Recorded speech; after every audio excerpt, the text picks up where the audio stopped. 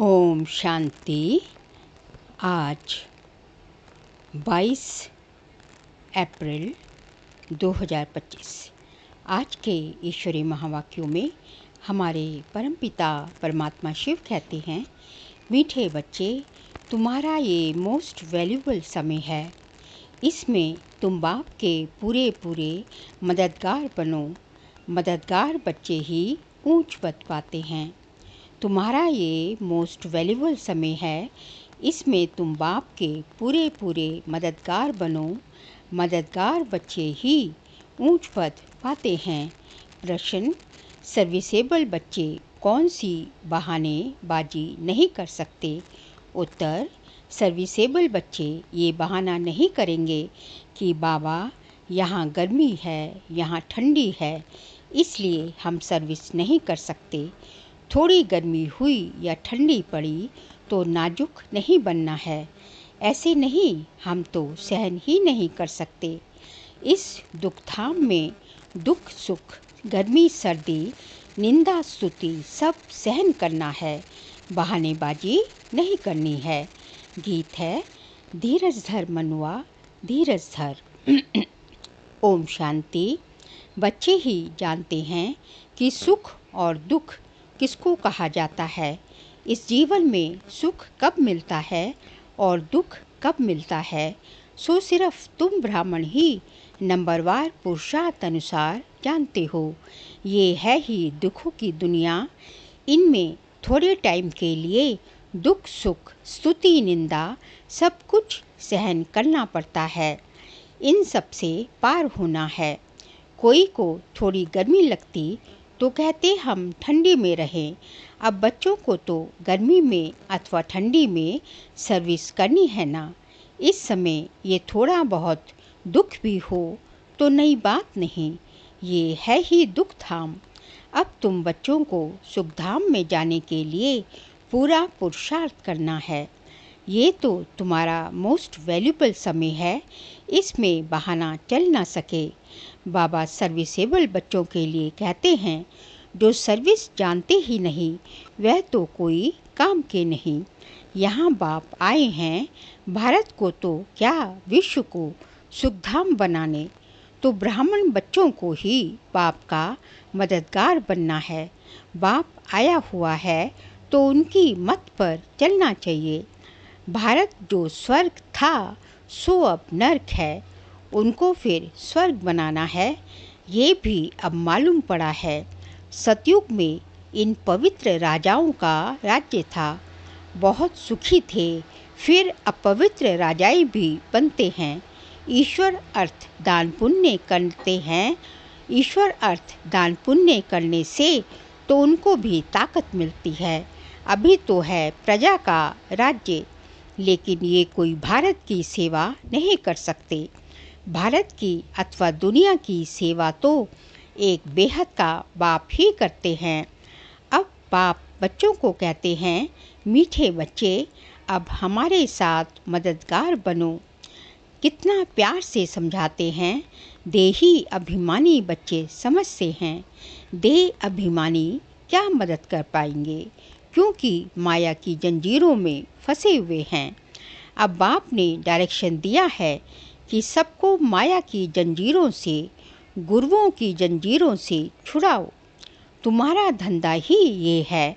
बाप कहते हैं, मेरे जो अच्छे मददगार बनेंगे पद भी वही पाएंगे। बाप खुद सम्मुख कहते हैं, मैं जो हूँ जैसा हूँ, साधारण होने के कारण मुझे पूरा नहीं जानते हैं। बाप हमको विश्व का मालिक बनाते हैं, ये नहीं जानते। ये लक्ष्मी नारायण विश्व के मालिक थे, ये भी किसको पता नहीं। अभी तुम समझते हो कि कैसे इन्होंने राज्य पाया, फिर कैसे गवाया। मनुष्यों की तो बिल्कुल ही तुच्छ बुद्धि है। अब बाप आए हैं सबकी बुद्धि का ताला खोलने, पत्थर बुद्धि से पारस बुद्धि बनाने। बाबा कहते हैं, अब मददगार बनो। लोग खुदाई खिदमतगार कहते हैं, परंतु मददगार तो बनते ही नहीं। खुदा आकर जिनको पावन बनाते हैं उनको ही कहते हैं कि अब औरों को आप समान बनाओ, श्रीमत पर चलो, बाप आए ही हैं पावन स्वर्गवासी बनाने। तुम ब्राह्मण बच्चे जानते हो ये है मृत्यु लोक, बैठे बैठे अचानक मृत्यु होती रहती है, तो क्यों ना हम पहले से ही मेहनत कर पाप से पूरा वर्षा लें, अपना भविष्य जीवन बना लें। मनुष्यों की जब वानप्रस्थ अवस्था होती है तो समझते हैं अब भक्ति मार्ग में लग जाएं। जब तक वानप्रस्थ अवस्था नहीं है तब तक खूब धन आदि कमाते हैं। अभी तुम सबकी तो है ही वानप्रस्थ अवस्था, तो क्यों ना बाप का मददगार बन जाना चाहिए। दिल से पूछना चाहिए, हम बाप के मददगार बनते हैं। सर्विसेबल बच्चे तो नामी ग्रामी हैं, अच्छी मेहनत करते हैं, योग में रहने से सर्विस कर सकेंगे। याद की ताकत से ही सारी दुनिया को पवित्र बनाना है। सारे विश्व को तुम पावन बनाने के निमित्त बने हुए हो। तुम्हारे लिए फिर पवित्र दुनिया भी जरूर चाहिए, इसलिए पतित दुनिया का विनाश होना है। अभी सबको यही बताते रहो कि देह अभिमान छोड़ो, एक बाप को ही याद करो, वही पतित पावन है। सभी याद भी उनको करते हैं। साधु संत आदि सब उंगली से ऐसे इशारा करते हैं कि परमात्मा एक है, वही सबको सुख देने वाला है। ईश्वर अथवा परमात्मा कह देते हैं, परंतु उनको जानते कोई भी नहीं। कोई गणेश को, कोई हनुमान को, कोई अपने गुरु को याद करते रहते हैं। अभी तुम जानते हो वह सब है भक्ति मार्ग के। भक्ति मार्ग भी आधा कल्प चलता है। बड़े बड़े ऋषि मुनि सब नेति नेति करते आए हैं कि हम कुछ भी नहीं जानते, रचता और रचना को हम नहीं जानते। बाप कहते हैं वह त्रिकालदर्शी तो है नहीं, बीज रूप ज्ञान का सागर तो एक ही है। वह आते भी हैं भारत में, शिव जयंती भी मनाते हैं और गीता जयंती भी मनाते हैं, तो कृष्ण को याद करते हैं। शिव को तो जानते नहीं। शिव बाबा कहते हैं पतित पावन ज्ञान का सागर तो मैं हूँ, कृष्ण के लिए तो कह ना सके। गीता का भगवान कौन, ये बहुत अच्छा चित्र है। बाप ये चित्र आदि सब बनवाते हैं बच्चों के ही कल्याण के लिए। शिव बाबा की महिमा तो कंप्लीट लिखनी है, सारा मदार इन पर है। ऊपर से जो भी आते हैं वह पवित्र ही हैं, पवित्र बने बिगर कोई जा न सके। मुख्य बात है पवित्र बनने की, वह है ही पवित्र धाम जहाँ सभी आत्माएं रहती हैं। यहाँ तुम पाठ बजाते बजाते पतित बने हो तो सबसे ज़्यादा पावन नहीं, तो सबसे ज़्यादा पावन वही फिर पतित बनते हैं। देवी देवता धर्म का नामो निशान ही गुम हो गया है। देवता धर्म बदल हिंदू धर्म नाम रख दिया है। तुम ही स्वर्ग का राज्य लेते हो और फिर गवाते हो। हार और जीत का खेल है, माया से हारे हार है, माया से जीते जीत है। मनुष्य तो रावण का इतना बड़ा चित्र कितने खर्च कर बनाते हैं, फिर एक ही दिन में खलास कर देते हैं। दुश्मन है ना, लेकिन ये तो गुड़ियों का खेल हो गया। शिव बाबा का भी चित्र बनाए पूजा कर फिर तोड़ डालते हैं। देवियों के चित्र भी ऐसे बनाए फिर जाकर डुबोते हैं। कुछ भी समझते नहीं। अब तुम बच्चे बेहद की हिस्ट्री ज्योग्राफी को जानते हो कि ये दुनिया का चक्र कैसे फिरता है। सतयुग त्रेता का किसको भी पता नहीं। देवताओं के चित्र भी ग्लानि के बना दिए हैं। बाप समझाते हैं, मीठे बच्चे, विश्व का मालिक बनने के लिए बाप ने तुम्हें जो परहेज बताई है वह परहेज करो। याद में रहकर भोजन बनाओ, योग में रहकर खाओ। बाबा ने ये परहेज बताई है। खाना तो सभी बनाते हैं, तो लेकिन यदि याद में रहकर खाना बनाएंगे तो ये दवाई तो मेडिटेशन है, लेकिन बाबा की याद में रहकर खाना बनाएंगे तो यदि ये परहेज करेंगे तो जो है उससे बहुत बहुत आपको जो है फ़ायदा होगा। बहुत आपका ज्ञान में भी, योग में भी, सब में आपको जो है आगे बढ़ते जाएंगे। ये बाबा का परहेज है कि याद में रहकर भोजन बनाओ और बाबा की याद में रहकर ही खाना को खाओ। बाप खुद कहते हैं मुझे याद करो तो तुम विश्व के मालिक फिर से बन जाएंगे। बाप भी फिर से आया हुआ है। अब विश्व का मालिक पूरा बनना है। Follow father mother. सिर्फ फादर तो हो नहीं सकता। सन्यासी लोग कहते हैं हम सब फादर हैं, आत्मा सो परमात्मा है, वह तो रॉन्ग हो जाता है। यहाँ मदर फादर दोनों पुरुषार्थ करते हैं। फॉलो मदर फादर, ये अक्षर भी यहाँ के हैं। अभी तुम जानते हो जो विश्व के मालिक थे, पवित्र थे, अब वह अपवित्र हैं, फिर से पवित्र बन रहे हैं। हम भी उनकी श्रीमत पर चल वह पद प्राप्त करते हैं। वह इन द्वारा डायरेक्शन देते हैं, उस पर चलना है। फॉलो नहीं करते तो सिर्फ बाबा बाबा कह के मुख मीठा करते हैं। फॉलो करने वाले को ही सपूत बच्चे कहेंगे ना। जानते हो मम्मा बाबा को फॉलो करने से हम राजाई में जाएंगे, ये समझ की बात है। बाप सिर्फ कहते हैं मुझे याद करो तो विकल्प विनाश हूँ। बस और कोई को भी ये समझाओ तुम कैसे 84 जन्म लेते लेते अपवित्र बने हो, अब फिर पवित्र बनना है। जितना याद करेंगे तो पवित्र होते जाएंगे। बहुत याद करने वाले ही नई दुनिया में पहले पहले आएंगे। फिर औरों को भी आप समान बनाना है। प्रदर्शनी में बाबा मम्मा समझाने लिए जा नहीं सकते।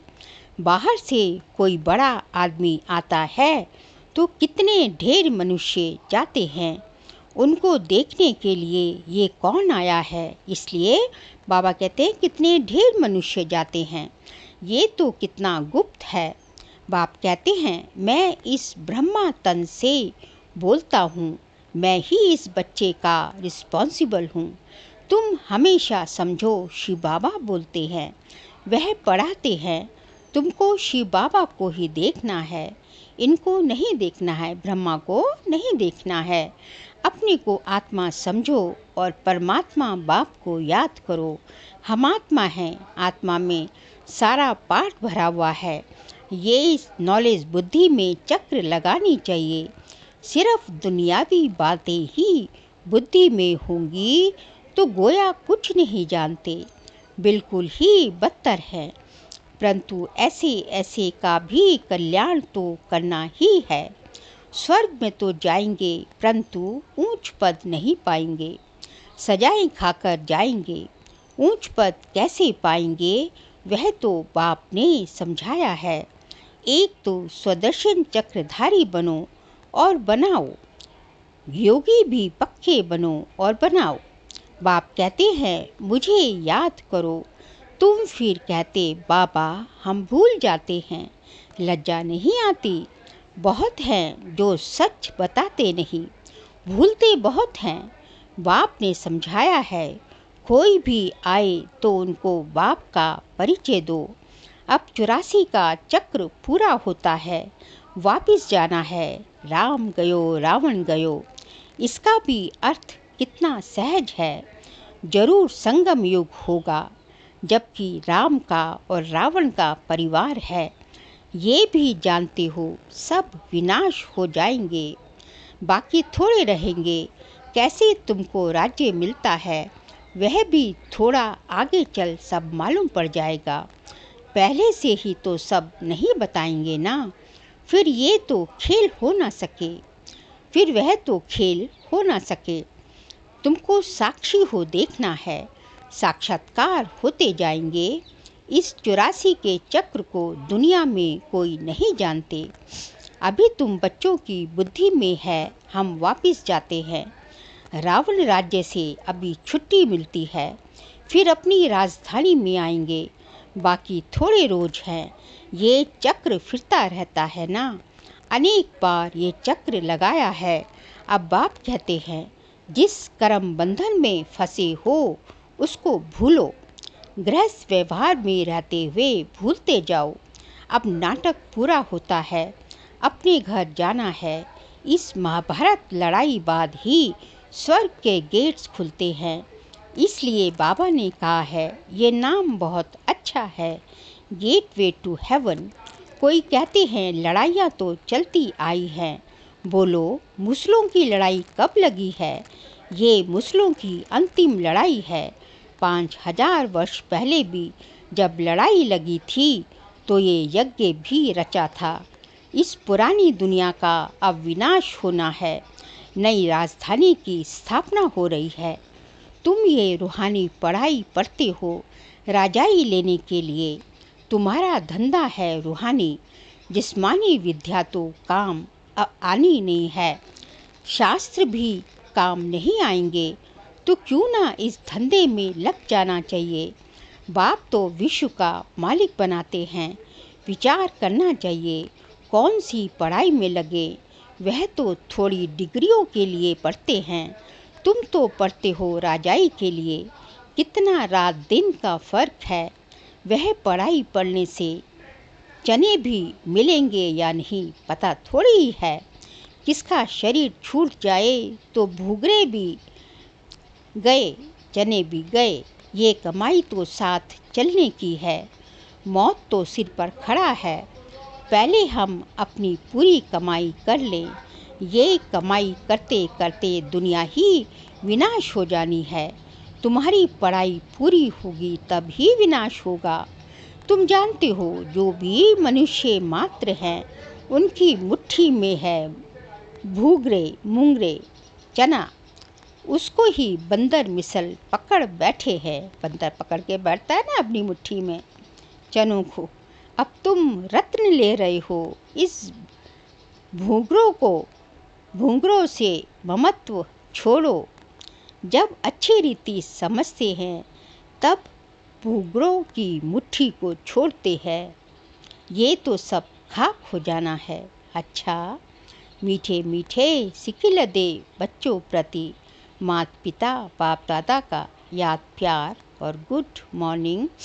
रूहानी बाप की रूहानी बच्चों को नमस्ते। हम रूहानी बच्चों की रूहानी बाप दादा को नमस्ते नमस्ते नमस्ते। सार गिले पॉइंट्स हैं। रूहानी पढ़ाई पढ़नी और पढ़ानी है। अविनाशी ज्ञान रत्नों से अपनी मुट्ठी भरनी है।